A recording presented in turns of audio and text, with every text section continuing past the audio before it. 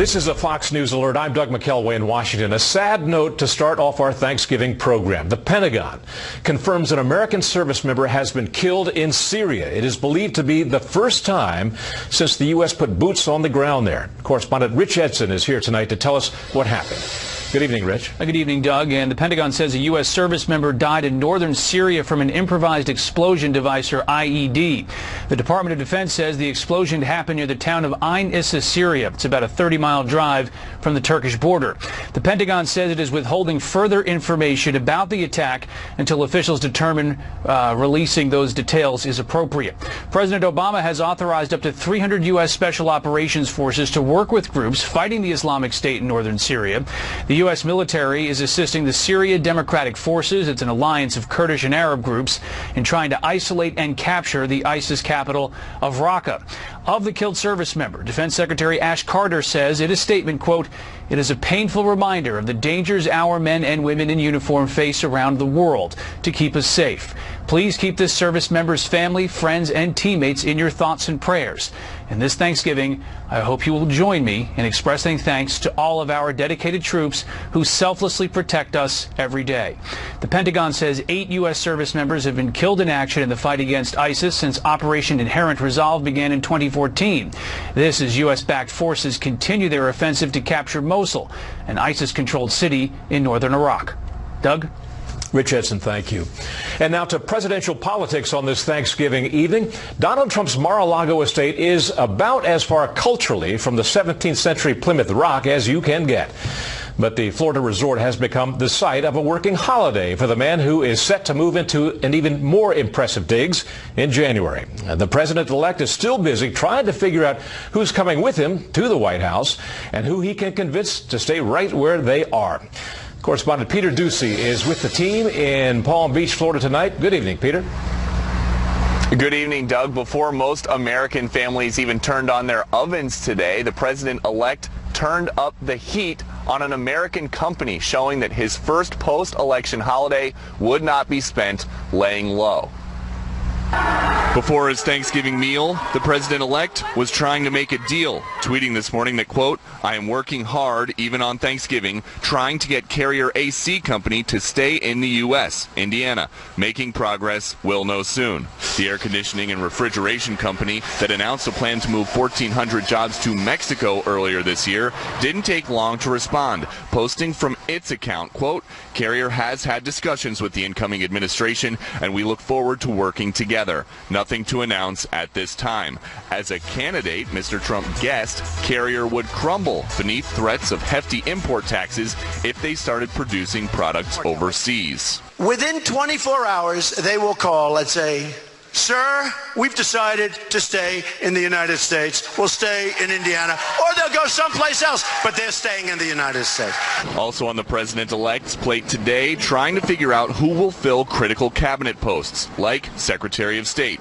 Top advisor Kellyanne Conway tweeted today that she's been getting a lot of correspondence from Trump loyalists worried about putting Mitt Romney in that job, and linked to a Politico article listing these backers' concerns about Romney's history of attacks on Trump. Then Conway tweeted, quote, "Kissinger and Schultz as secretaries of state flew around the world less, counseled POTUS close to home more, and were loyal. Good checklist."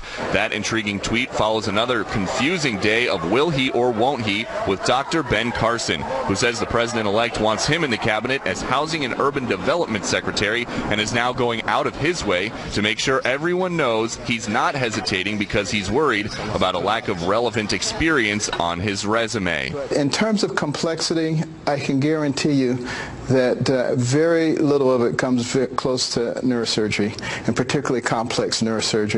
And these things can easily be acquired. More than 2 weeks after winning the election, Trump acknowledges that not everybody accepts the results, but he's asking for help from people who voted for him and people who didn't in uniting with this Thanksgiving address. It's my prayer that on this Thanksgiving, we begin to heal our divisions and move forward as one country, strengthened by shared purpose and very, very common resolve. In declaring this national holiday, President Lincoln called upon Americans to speak with one voice and one heart. That's just what we have to do. More than 40 years ago, Marjorie Merriweather Post, who built Mar-a-Lago behind us, tried to leave it in her will to the federal government to be used someday as a presidential retreat. But it never worked out until this Thanksgiving, where the man who eventually bought it is using it as a president-elect's retreat. Doug? Thank you, Peter. Well, Trump continues to communicate with Americans on his own terms and in what could be considered a more moderate tone as well. Now, here to discuss that tonight is Chief National Correspondent Ed Henry. Good evening, Ed. Good to see you, Doug. So I want to know what the thinking is behind Kellyanne Conway's cryptic tweets and about the Secretary of State position, the potential nomination of Mitt Romney. And then we have Mike Huckabee saying that Romney should make a public repudiation or at least an apology of his attacks on Trump before being offered the job. Does that track with what you're hearing about the transition team's thinking? It does. A new piece of information I'm hearing tonight from a Trump transition official is that there has been a conversation going on in private, very quiet, of course, about whether or not Mitt Romney should issue some sort of formal or informal apology to President-elect Donald Trump. Does he write a letter? Does he put out a statement of some kind? Because in the words of Mike Huckabee, as you said, he has pointed out on Fox that Mitt Romney didn't just go after Donald Trump's policies. He went after his character. These were direct attacks, calling him a fraud, for example, and a phony. And so if he were to be nominated as Secretary of State, it seems like that's business that needs to be cleaned up. And so from what I'm hearing from this official inside the transition about a possible, and I underline the word possible, apology from Romney, that tells us, it gives us a clue that Romney may be a much more serious contender for Secretary of State than a lot of people assumed at the beginning. Because, of course, if he was not a serious candidate, and there are other names out there, Rudy Giuliani, David Petraeus, Romney wouldn't even be considering an apology. It wouldn't even be broached by anybody unless maybe he really wants this job. And I know that Eric Erickson of Red State just tweeted recently that he would be considered moderate on the international stage, a reassurance, a calming presence that perhaps Donald Trump might not be. And it's not just Romney who is the outsider in Trump's thinking right now. Nikki Haley, the governor of South Carolina, was a very sharp Trump critic. Does it seem that Trump wants a team of perhaps dissenters around him, or at least not a bunch of yes men? Yeah, and that's what's getting very interesting about this. Nikki Haley was somebody who was very critical about the Muslim ban, for example, and you would think she would have no place in a Trump administration, and neither would Romney. The fact that in the case of Haley, she's actually been nominated as a U.S. ambassador to the UN, that suggests a change here. But I think it may be an even bigger one, is look what's going on with retired General James Mattis. When Donald Trump went to talk to the New York Times, he signaled real flexibility on a big issue, which is waterboarding, which critics, of course, call torture.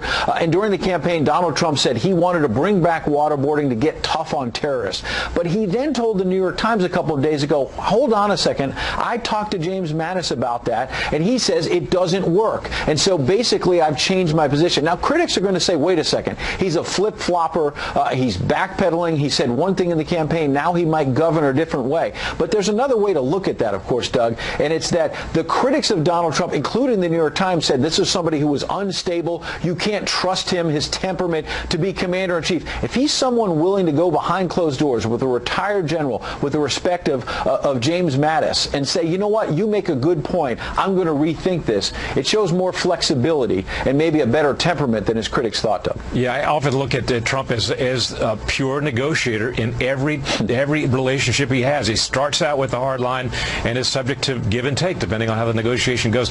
You know, it's been a transition that is keeping with Donald Trump's style. And one case in point there is Dr. Ben Carson saga. Yeah, and some of it gets herky-jerky, and you're right, and I think there may be conservatives, and you hear them, particularly in the case of Romney, saying, what's going on here? Where is the core for Donald Trump? Because, of course, another way to look at some of the machinations is that, you know, is he really a conservative, or is he going to, you know, move to the middle on a lot of these big issues like a waterboarding? In the case of Ben Carson, it's interesting because he has a specialty in healthcare, but now being talked about as housing secretary. That might seem herky-jerky, but you know what? The campaign was accused of being herky-jerky. There were staff shakeups, and it worked. And so Donald Trump is not going to change. If it ain't broke, don't try to fix it, though. At the very least, it's going to be a very interesting 4 years. Ed, I always appreciate your opinion. Thanks very much. Good to see you, and happy Thanksgiving. Yeah, same to you, Ed. Thank you. Let's talk about how the president's national security team and strategy are shaping up. Joining me now is New York Republican Congressman Pete King, a member of the House Homeland Security Committee. Happy Thanksgiving to you, Mr. King. Good to see you. Thank you, Doug. Thank you. Just your observations, generally speaking, about the national security picks we've seen thus far. I think they're exceptional, particularly General Flynn. If General Mattis ends up being Secretary of Defense, that would be outstanding. Mike Pompeo, as head of the Central Intelligence Agency, the CIA, is a terrific pick. I served with Mike on the Intelligence Committee. Here's a guy who was #1 in his class in West Point, graduate of Harvard Law School, and he's been a soldier on the ground. So he is uniquely qualified. And I'll tell you, being with him on the committee, he's one of the hardest workers. Takes it very seriously, especially in issues like Benghazi. He was in the forefront as far as the Iran deal, the nuclear agreement. It was Mike that found certain parts of the deal that the rest of us didn't know about, that hadn't been disclosed. So, no, he's an excellent choice. And so I just think the president-elect is doing an excellent job. He really is. And for so much criticism he got the first few days, it shows that he does certainly know what he's doing. And once again, he's at least one step ahead of the media. You talked about Pompeo at CIA. One of the chief components of that job is being a good manager, because the CIA, like so much else in Washington, is a vast bureaucracy that requires a special kind of navigation. Does he have those skills? I believe he does. As an Army officer, as a law school graduate, and I've seen the work he's done on the committee, and also as far as handling special assignments on the committee, where it was his job to obtain evidence, coordinate it, put it in a combined package. Yes, I think he is. Again, the CIA is a vast enterprise, and until someone does it, you don't know if they can do it. But I am confident that if anyone can, it'll be Mike Pompeo. I think he has the knowledge of someone who knows how it works on the inside, from being on the Intelligence Committee and the depth of his effort, but also he's a person who has been thinking about these issues for many years, and so no, I think he's exceptionally qualified. I'm sure you remember many years ago, Senator John McCain called the CIA a rogue agency that needed reining in. Do you subscribe to that theory? Does Pompeo subscribe to that theory? And what needs to be done if indeed that is the case? Well, again, Mike Pompeo will have to speak for himself. But no, I think that there are elements of the CIA who basically should be more coordinated. I think in the past you have had instances where some elements of the CIA were going off on their own. And I'm not saying as far as any violations of human rights or anything like that. I'm just saying even like during the Iraq War, I think there were elements of the CIA that were undermining President Bush. They had a different view, or they weren't pleased with President Bush, and they were selectively leaking and working against him. So I think it's important that this be looked upon as a team. And I think, again, being a captain in the military and #1 in his class at West Point, Mike Pompeo will be able to impose that team concept. Hopefully everyone will go along the way they should, and if not, I think Mike will be able to take the appropriate action. And have you been approached by the Trump transition team for any position within the administration? No, I haven't. I mean, I've spoken with some people in the transition team, but I've not been offered any position. I've not asked for any position. And quite frankly, being in the Congress, I'm really excited about Donald Trump's anti-terror and counterterrorism agenda. And I believe that being on the Intelligence Committee and the Homeland Security Committee, and as a past chairman of the Homeland Security Committee, I'll be in an ideal position to be able to really help Donald Trump, President Trump. I saw the president-elect on election night. I was at his headquarters, and I've had some conversations with people since then, but nothing involving me, and I'm not looking for anything, and I'm right now the happiest guy in the world, just looking forward to be able to move his agenda on Capitol Hill. Representative Peter King, thanks so much for your time. Again, happy Thanksgiving to you. You too, Doug. Thank you. Donald Trump is already causing waves with members of the media. He has scolded several journalists just in the past week. So is the Washington press corps ready for President Trump? Let's get some thoughts now from Fox News media analyst and host of Fox Media Buzz, Howard Kurtz. Good evening, Howard. Good to see you. Same here, Doug. We've seen some evidence that Trump is making a course correction. But then again, we saw this meeting with media executives, television news executives, and highly paid anchors in which he apparently excoriated them. We also saw this meeting with the New York Times staffers and the editorial board. What do you make of them and the contrast between the two? Well, it's a dysfunctional relationship, but it's the only relationship both sides have. Now, Trump may not have excoriated the television executives and anchors to the degree it's been reported, but at the same time, he is savvy enough to know that on some level he needs the mainstream press that he loves to attack. And, going to the New York Times for that meeting rather than receiving a delegation in Trump Tower was, I am told by somebody close to the president, a sign of respect, trying to mend fences with the paper. It's been over 2 weeks since his election. Why hasn't he had a press conference yet? We're seeing a very different Donald Trump during the campaign when he was constantly doing interviews and on TV. Now, this may be because he is circumventing the press by putting out his own video on his policy priorities, using Twitter as a weapon. He's very good at that. But at the same time, he is pretty engrossed in assembling a government which is much more challenging for an outsider who doesn't have long, deep political relationships. And so I don't think he feels the need to be on television quite as much. The downside for him is that the news agenda right now being shaped by leaks and speculation. Mm-hmm. And how will his appointments affect his relationship with the press? Well, for example, if President-elect Trump names our colleague Laura Ingraham as press secretary to some communications job, she is an aggressive and strong-willed conservative who will push his agenda, but at the same time understands the needs of TV, radio, and the web. If he names a more mild-mannered personality, it could be a bit of a more peaceful relationship. But really, the tone is set at the top, Doug, and President-elect Trump will set that tone if he continues to attack what he likes to call the corrupt and dishonest media. Then there will be a much more contentious relationship. If he seeks to smooth things over, look, he knows how to do this, and the press needs to cover him aggressively but fairly, which hasn't always been the case. Well, this is interesting because I saw what I detected to be a bit of a tone shift last week, and I was up in Bedminster, his golf club up there, among the media pool waiting outside, and on Saturday afternoon as it started getting colder and colder as the sun was going down and people were freezing up there, he would open the door to the clubhouse there as he was greeting prospective appointments and ask, with cupped lips, how you guys doing out there? Need anything? And some of the local New York press said, yeah, how about some coffee? How about some hot chocolate thing? And he said, I'm not supposed to do that, but I will. And then out would come the spread of, hot dogs and coffee and hot chocolate. That was a shift. That's not at all, like what he treated the press at all of those rallies where he called them, third-rate, dishonest, absolute scum. He was making an overture of goodwill, apparently. Yeah, Donald Trump can be very charming when he wants to be, and he can even do it toward both conservative and liberal pundits who've been very, very critical of him. At the same time, we've all seen him do that for a day, or two, or a week, and then a story ticks him off, and he goes on the attack. So we're still not quite sure which Donald Trump will be getting in the White House. It could be carrot and stick both at the same time, depending on the need, I suspect. Indeed. All right, Howard Kurtz, good to see you. Always appreciate your perspective. Thank you. Thanks, Doug. The Navy is trying to determine the extent of a data breach that has exposed the personal information of more than 100,000 current and former sailors.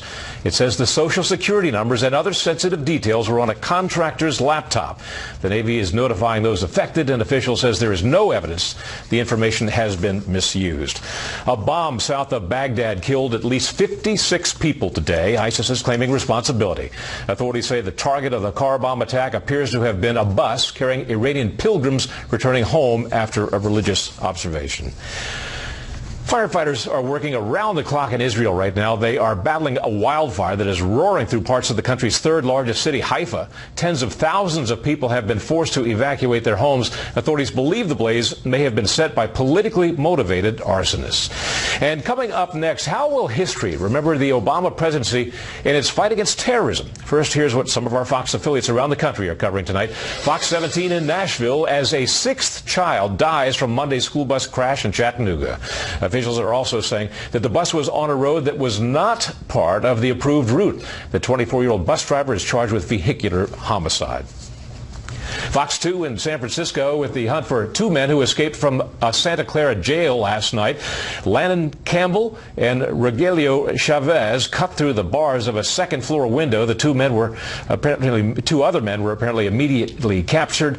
And this is a live look at Milwaukee from Fox 6. One of the big stories there tonight, Wisconsin election officials say they expect Green Party presidential nominee Jill Stein to ask for a recount tomorrow.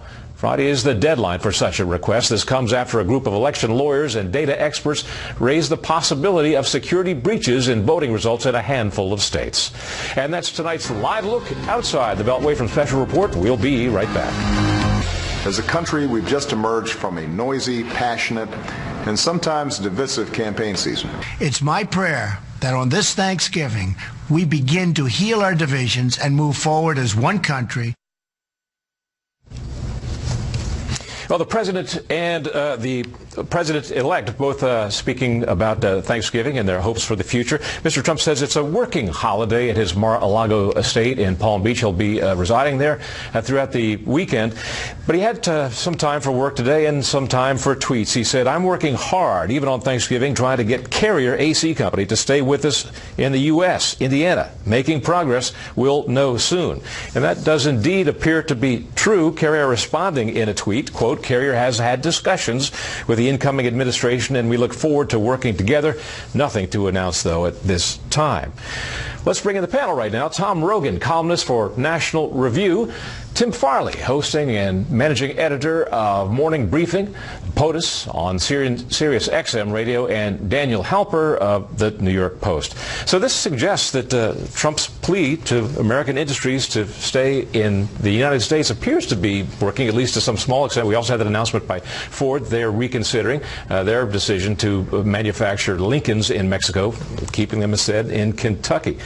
What do you think of that, Tim? Well, I think first in the Ford case, they had already said that they were not going to be moving out of the country anyway. And in the case of this Carrier incident, I'm not sure exactly what Donald Trump can do to make them, although he had said during the campaign that he was going to put taxes and heavy taxes on them. That would require Congress. But at the very least, it indicates that he's pushing for what he was trying to do, and he's looking good. I mean, in this transition, I think this has all been about the optics. It's about looking presidential and trying to at least look like you're living up to the promises you were making. And so this is part of that, I think. Daniel? Yeah, look, we don't know exactly what the conversation took place and what they actually said, but that it took place, as Tim said, is a continuation of a Trump promise, and it's him trying to come through. But he will eventually have to come through. People will hold him to his word. People will wonder if countries are leaving, and you got to expect that there'll be some sort of made in the USA bill in Congress, and he has the legislative support on Capitol Hill to get something done to try to make these companies do it if he's not able to just negotiate without making some sort of legislation. So look, people will hold Donald Trump to his promises. The voters will. They will respond.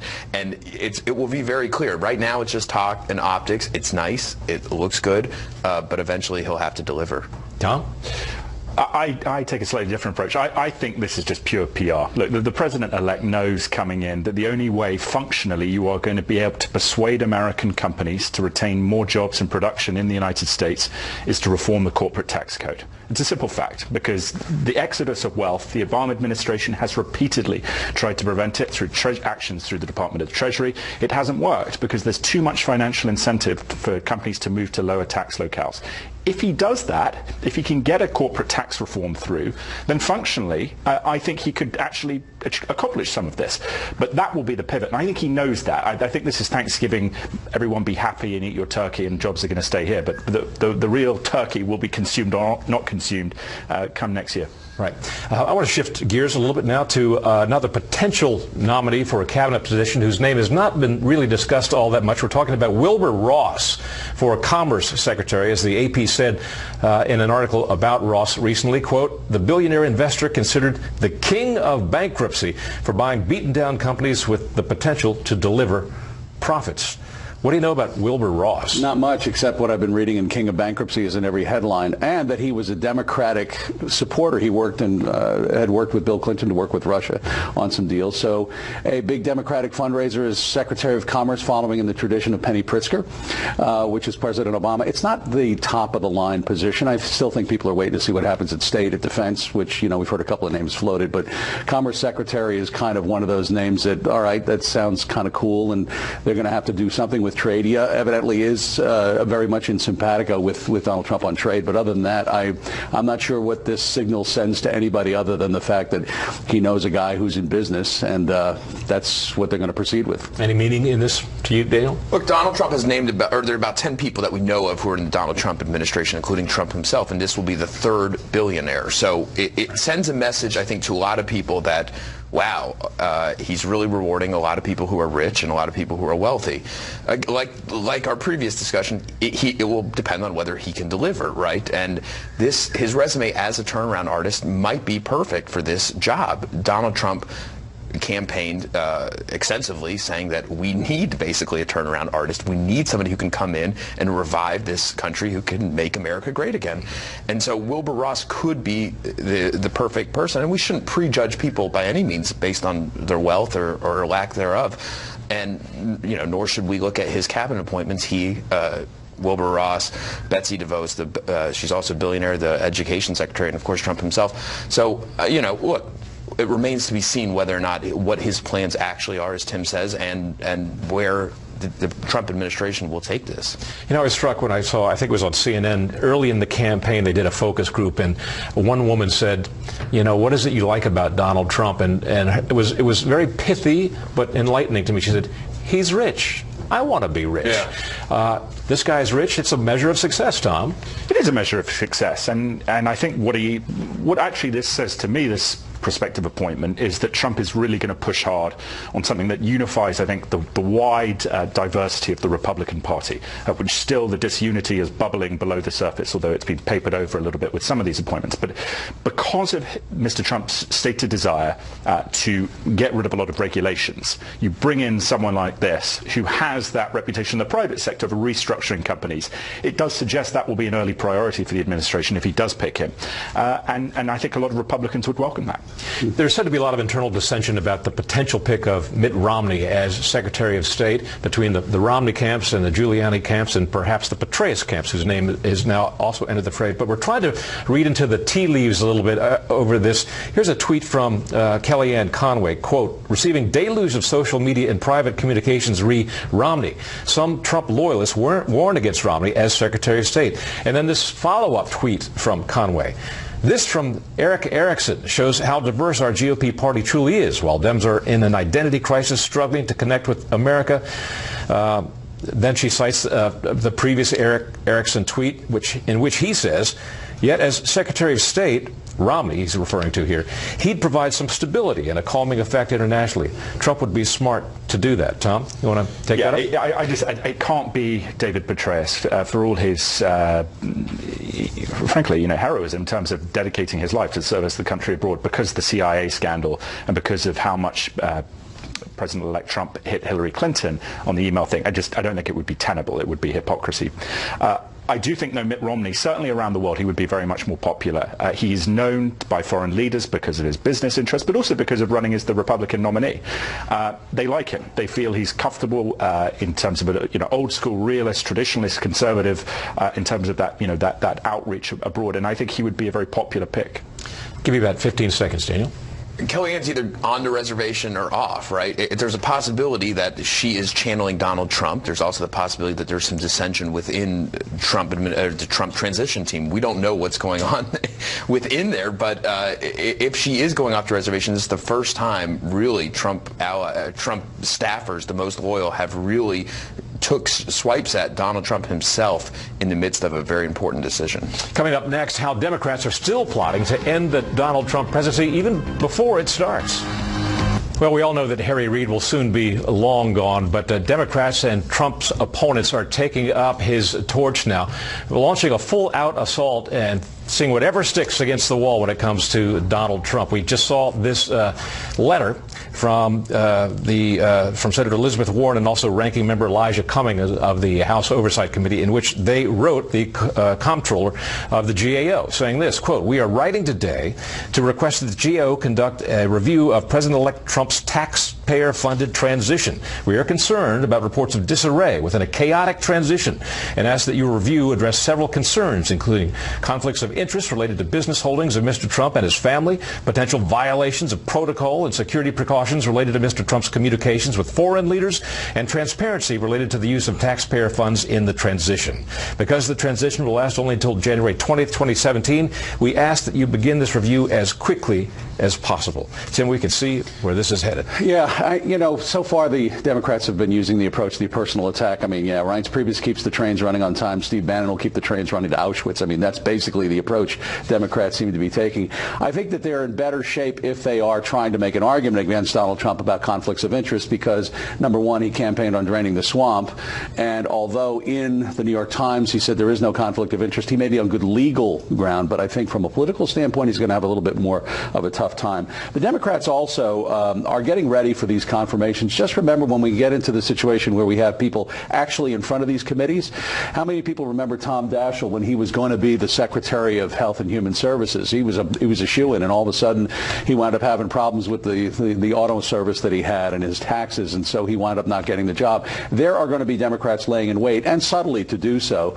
The Harry Reid approach is probably not going to work, but I think you'll see a lot more of this approach to whether or not Donald Trump has conflicts of interest, because that may play even among some people who are supporters of Donald Trump. But Dana, we've talked about this before. I think last night we spoke about it, but Republicans, especially in the Senate, have this cudgel hanging over the heads of Democrats. If they go too far, if they cross the line, if they push this too far, you've got the limited nuclear option, which is in place, and perhaps McConnell could, as much as he respects the dignity and the traditions of the Senate, might expand that nuclear option. That's true. But Harry Reid expanded it itself, and they're, I guess, going to take advantage of it. The only thing really holding him back is the Supreme Court, and I think that is where the Democrats will really fight it out. And I think, depending on who, of course, Donald Trump picks, but assuming it's some sort of mainstream conservative, I think the Democrats will use the Donald Trump Supreme Court pick to really lay the groundwork for how they'll try to win in the primaries in 2018 and later the presidency in 2020.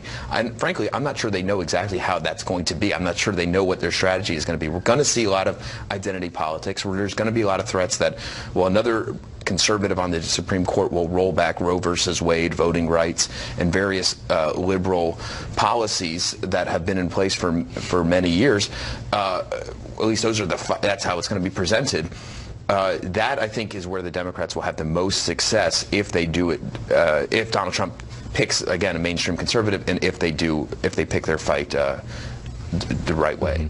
Ed Rogers, Tom, writing in the Washington Post, said if the Democrats carry this process on too far, it could really be damaging to them, not because of the nuclear option, but he writes, quote, on the outreach front, I would encourage the Democrats to maintain their obsessive focus on identity politics and assorted grievances and continue highlighting the flawed Black Lives Matter movement or their inane protests to nowhere as a featured cause of the Democratic Party. They should double down on political correctness, from insulting more safe spaces to stifling free speech on college campuses to drilling down on bathroom rules for public schools and keeping up the war on pronouns. And while they're at it, it wouldn't hurt for the Democrats to exaggerate the rise in the number of hate crimes during a Donald Trump presidency while ignoring the increase in the murder rate as a result of the Democrats' anti-police crusades and shielding local Democrat-led governments from any accountability. Yeah, it's a long quote, but it's a quote that's apt, because Democrats have suffered this oblivion, frankly, in Pennsylvania, Michigan, Wisconsin. The functional element here is all these Democrats changing tune to join Trump's camp. If Democrats seem to be